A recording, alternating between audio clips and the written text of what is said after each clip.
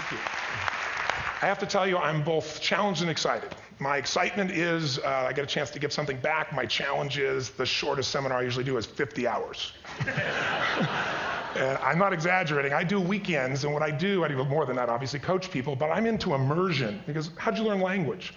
You didn't learn it by just learning principles. You got in it, and you did it so often that it became real. And the bottom line of why I'm here, besides being a crazy mofo, is that I'm really in a position, I'm not here to motivate you, obviously. You don't need that. And a lot of times, that's what people think I do, and it's the furthest thing from it.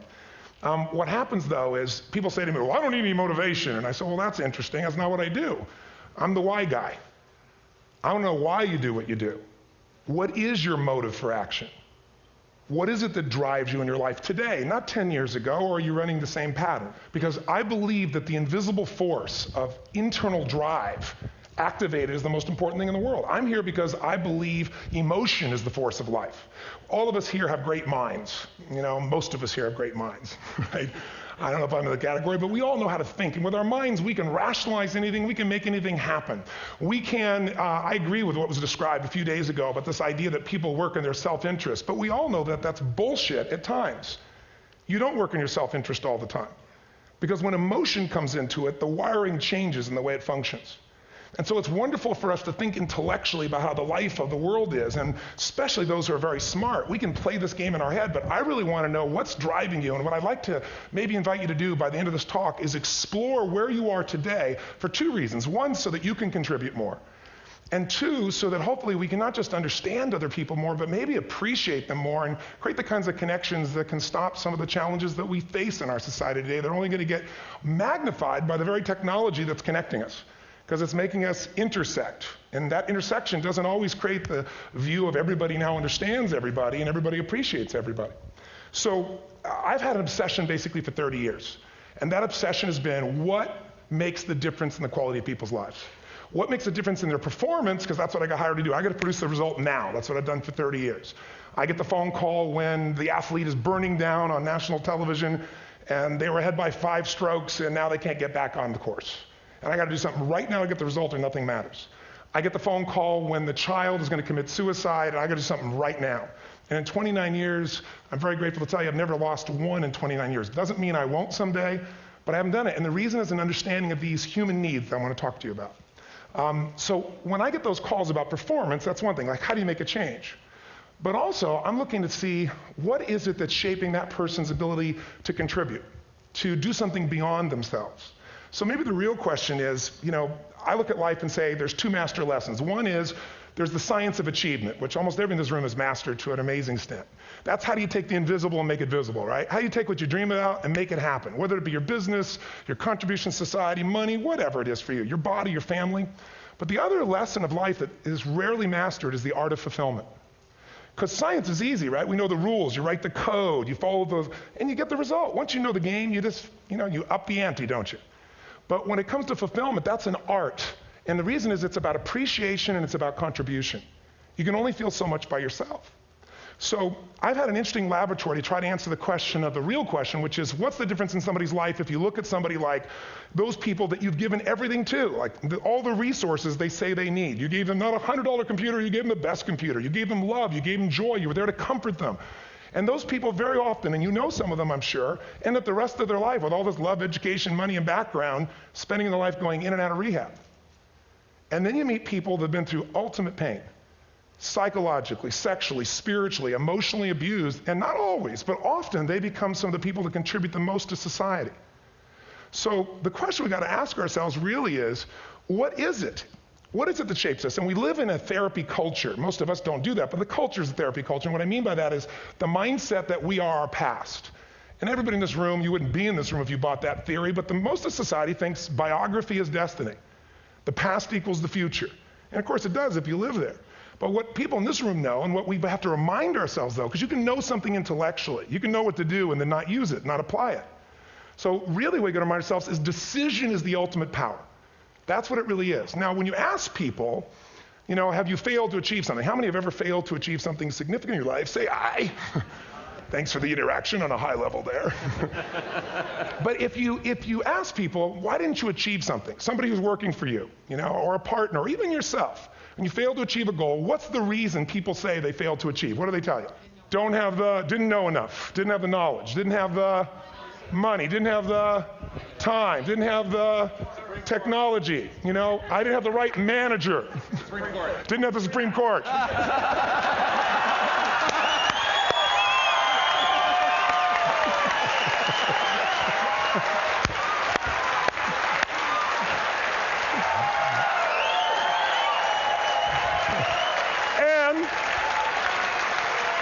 And what do all those, including the Supreme Court, have in common? They are a claim to you missing resources. And they may be accurate. You may not have the money. You may not have the Supreme Court. But that is not the defining factor.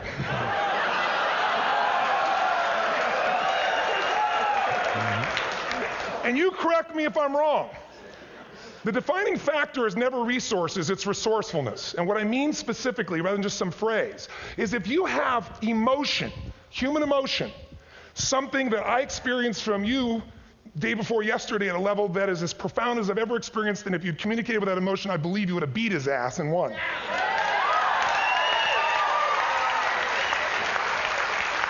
But how easy for me to tell him what he should do. Idiot, Robbins. But I know when we watched a debate, at that time, there were emotions that blocked people's ability to get this man's intellect and capacity and the way they came across to some people in that day. Because I know people that wanted to vote in your direction and didn't, and I was upset. But there was emotion that was there. How many know what I'm talking about here? Say I. So emotion is it, and if we get the right emotion, we can get ourselves to do anything. We can get through it. If you're creative enough, playful enough, fun enough, can you get through to anybody, yes or no? If you don't have the money, but you're creative and determined enough, you find the way. So this is the ultimate resource, but this is not the story that people tell us, right? The story people tell us is a bunch of different stories. They tell us we don't have the resources, but ultimately, if you take a look here, flip it up if you would.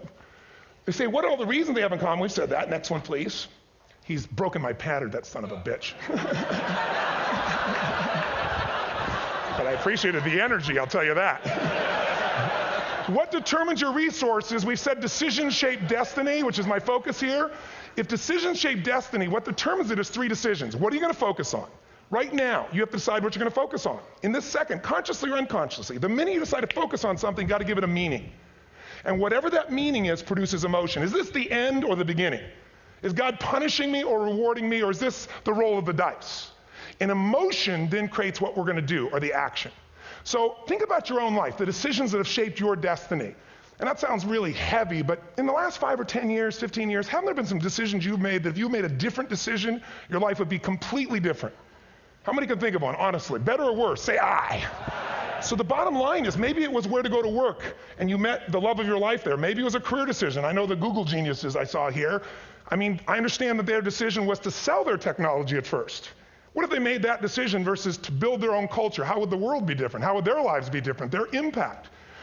The history of our world is these decisions. When a woman stands up and says, no, I won't go to the back of the bus, she didn't just affect her life. That decision shaped our culture.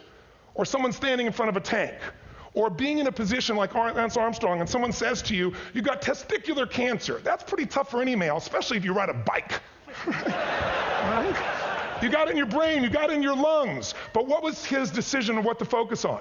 Different than most people. What did it mean? It wasn't the end, it was the beginning. What am I going to do? He goes off and wins 7 championships he never won once before the cancer because he got emotional fitness, psychological strength.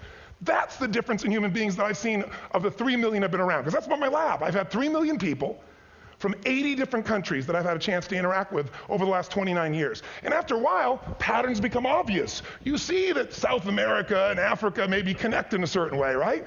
Other people say, oh, that sounds ridiculous. It's simple. So what shaped Lance? What shapes you? 2 invisible forces, very quickly.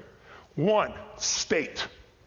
We all have had times. Have you had a time you did something and after you did it, you thought to yourself, I can't believe I said that. I can't believe I did that. That was so stupid. Who's been there? Say I. Have you ever done something after you do it, you go, that was me. Right? It wasn't your ability, it was your state. Your model of the world is what shapes you long term. Your model of the world is the filter. That's what's shaping us. That's what makes people make decisions. We want to influence somebody, we got to know what already influences them. And it's made up of 3 parts, I believe. First, what's your target? What are you after? Which I believe it's not your desires. You can get your desires to goals. How many of you got a goal, desire, and thought, is this all there is? How many have been there? Say aye. So it's needs we have. I believe there are 6 human needs. Second, once you know what the target that's driving you is, and you uncover it for the truth, you don't form it, you uncover it. Then you find out what's your map. What's the belief systems that are telling you how to get those needs? Some people think the way to get those needs is destroy the world. Some people is to build something, create something, love someone. And then there's the fuel you pick. So very quickly, 6 needs. Let me tell you what they are. First one, certainty. Now these are not goals or desires. These are universal. Everyone needs certainty that they can avoid pain, at least be comfortable. Now how do you get it? Control everybody, develop a skill, give up, smoke a cigarette. And if you got totally certain, ironically, even though we all need that, like if you're not certain about your health or your children or money, you don't think about much more. You're not sure the ceiling's going to hold up. You're going to listen to any speaker. But while we go for certainty differently, if we get total certainty, we get what? What do you feel if you're certain? You know what's going to happen, when it's going to happen, how it's going to happen. What would you feel? Bored out of your mind. So God, in her infinite wisdom, gave us a second human need, which is uncertainty. We need variety. We need surprise. How many of you here love surprises? Say aye. Bullshit. You like the surprises you want.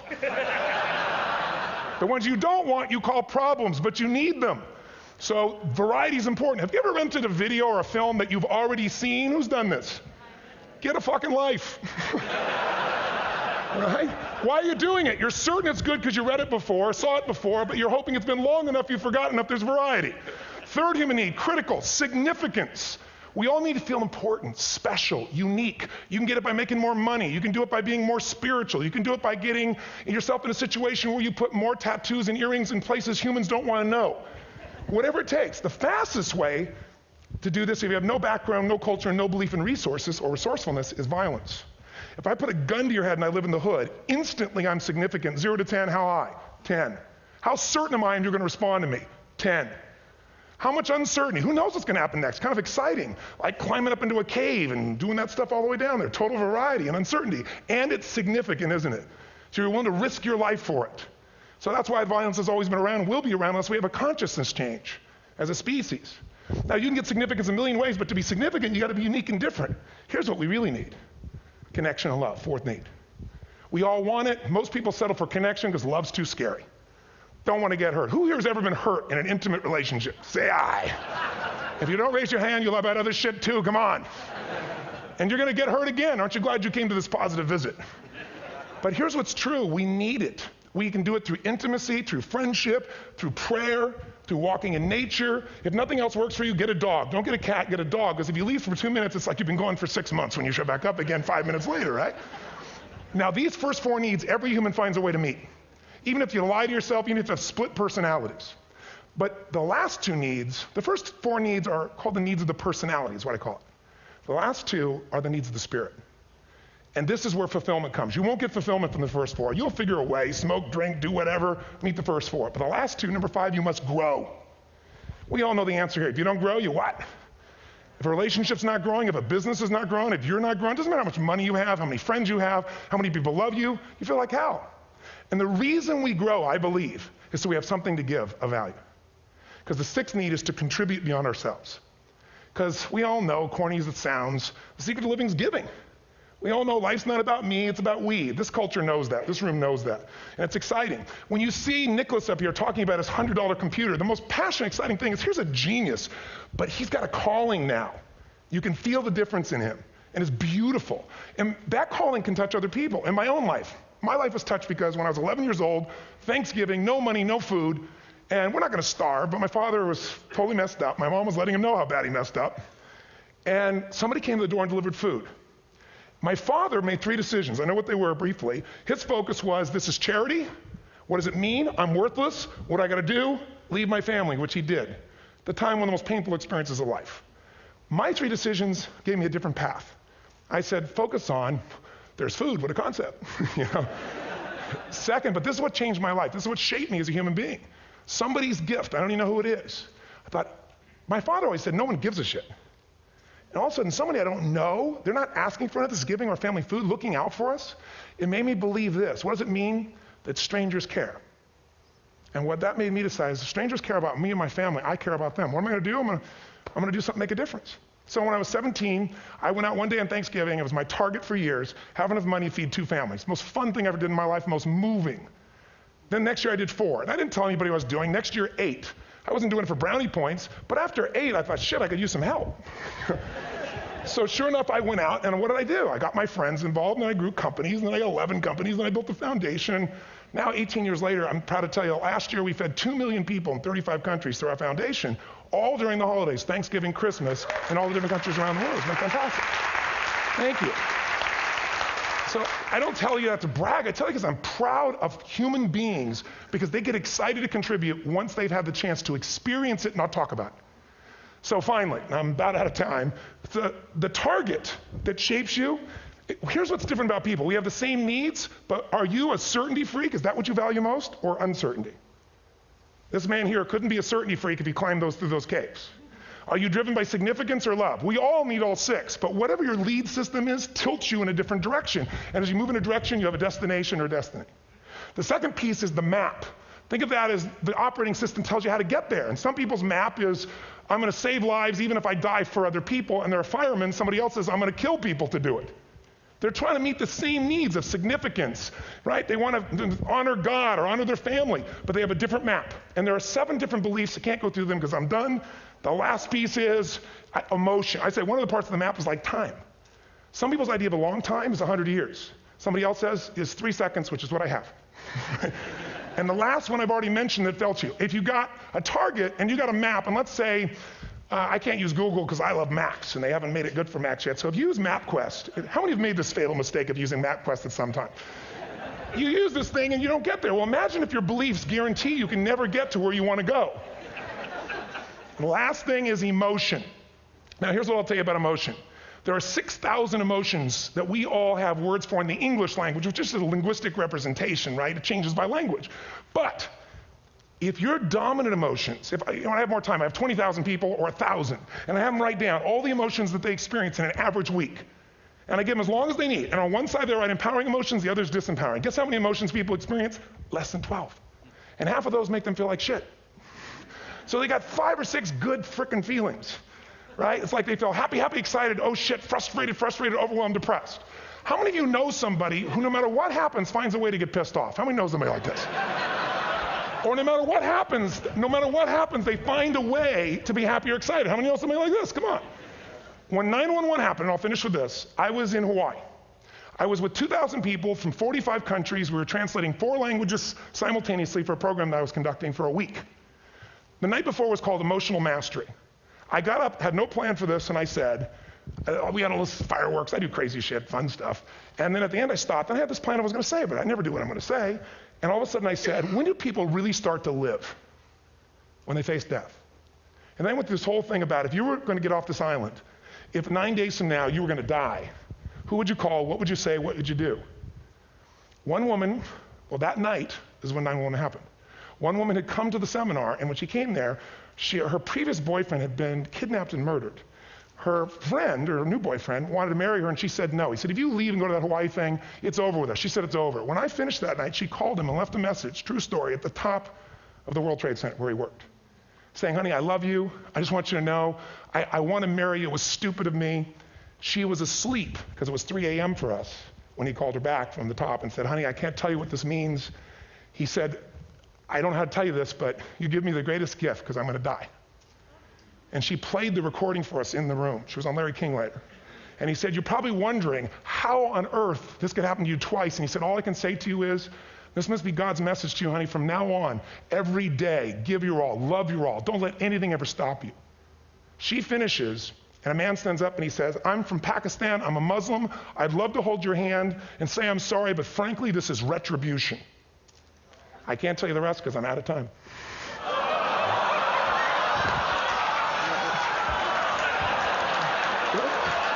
Are you sure? Finish the story. 10 seconds. 10 seconds. No, I want to be respectful. 10 seconds. All I can tell you is I brought this man on stage with a man from New York who worked in the World Trade Center, because I had about 200 New Yorkers there. More than 50 lost their entire companies, their friends, marking off their Palm Pilots. One financial trader, this woman made of steel, bawling. 30 friends crossing off that all died. And what I did to people said, what are we going to focus on? What does this mean, and what are we going to do? And I took the group and got people to focus on, if you didn't lose somebody today, your focus is going to be how to serve somebody else. There are people, there was one who got up and she was so angry and screaming and yelling. She wasn't from New York. She's not an American. She doesn't know anybody here. I said, you always get angry. She said, yes. Guilty people got guilty. Sad people got sad. And I took these two men and did what I call an indirect negotiation. Jewish man with family in the occupied territory, some New York who would have died if he was at work that day. And this man who wanted to be a terrorist, and made it very clear. And the integration that happened is on a film, which I'll be happy to send you, so you can really see what actually happened instead of my verbalization of it. But the two of them not only came together and changed their beliefs and models of the world, but they've worked together to bring, for almost 4 years now, to various mosques and synagogues, the idea of how to create peace. And he wrote a book, which is called My Jihad, My Way of Peace. So transformation can happen. So my invitation to you is this. Explore your web, the web in here. The needs, the beliefs, the emotions that are controlling you, for two reasons. So there's more of you to give. Achieve too. We all want to do it, but I mean give, because that's what's going to fill you up. And secondly, so you can appreciate, not just understand, that's intellectual, that's mind, but appreciate what's driving other people. It's the only way our world's going to change. God bless you. Thank you. I hope this will serve. Robbins.